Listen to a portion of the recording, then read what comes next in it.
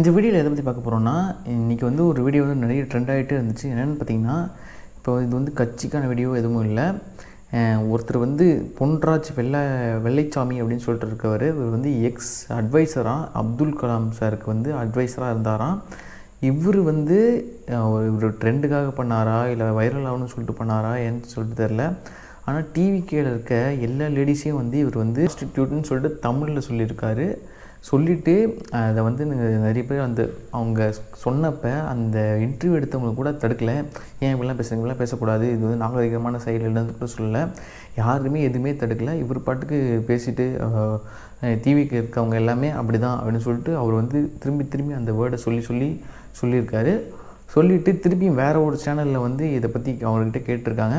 இது மாதிரி நீங்கள் இப்படி வந்து பப்ளிக் மீடியமில் வந்து சொல்லக்கூடாது, சொன்னதை வந்து தப்புன்னு மன்னிப்பு கேளுங்க அப்படின்னு சொல்லியிருக்காரு. நான் சொன்னது கரெக்டு தான், என்னாலலாம் மன்னிப்பு கேட்க முடியாதுன்னு சொல்லிட்டு திருப்பியும் ஃபோன் மூலியமாக வந்து ஒரு ரிப்போர்ட்டர்கிட்ட வந்து சொல்லியிருக்காரு. அதை வந்து அவங்க சேனலில் டெலிகாஸ்ட் பண்ணியிருக்காங்க.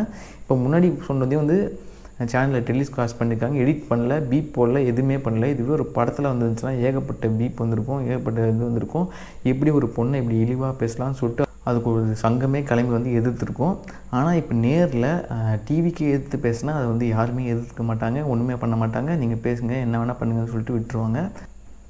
அதுவும் இப்போ வந்து இவர் டிஎம்கேவோட கொள்கை பரப்பு செயலாளராக இப்படி வந்தாருன்னு சொல்லிட்டு தெரில. இப்படி வந்து அவங்க பேச சொல்லி அவங்க சொன்னாங்களா, அதெல்லாம் எனக்கு தெரில. ஆனால் இப்படி ஒரு பப்ளிக் பிளாட்ஃபார்மில் வந்து தைரியமாக வந்து சொல்லிவிட்டு என்னால் உங்களால் என்னை ஒன்றும் பண்ண முடியாதுன்னு ஒருத்தர் வந்து சொல்கிறாரு. கண்டிப்பாக இதுக்கு வந்து விஜய் சார் வந்து எதனா பண்ணுவார் சொல்லிட்டு நினச்ச மாதிரி இப்போ வந்து ஒரு 7 மணி அளவில் வந்து டிஜிபி ஆஃபீஸுக்கே ஸ்ட்ரைட்டாக போயிட்டு கம்ப்ளைண்ட் கொடுக்க போயிட்டாங்க.